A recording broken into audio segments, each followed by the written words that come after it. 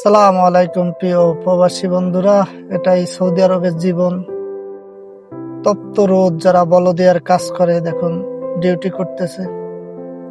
জুম্মার নামাজ শেষে এই জায়গায় একটা মার্কেট ছিল, তো কাঁচা বাজার সবজি এগুলো বিক্রি করতো। তো বিক্রি শেষে সবাই কিন্তু যার যার মতো চলে গেছে, কিন্তু আমাদের বাংলাদেশি ভাই যারা বলদিয়ার কাজ করে আসলে তাদের ডিউটিটা এটা পরিষ্কার করা, তাই করতেছে।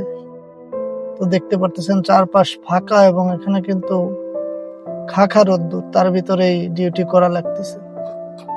তো এটাই আসলে সৌদি আরবে বর্তমান বলদিয়ার ডিউটির চিত্র। এবং পাশাপাশি আগে যে গল্প শোনানো হতো যে সৌদি আরবের 500, 700 বা 1000 রিয়ালে বেতনে আসে বলদিয়ালারা আরো 1000, 2000 রিয়াল হাদিয়া পায়, এটা সৌদি আরবে এখন নেই। এখন হাদিয়া নেই বললেই চলে।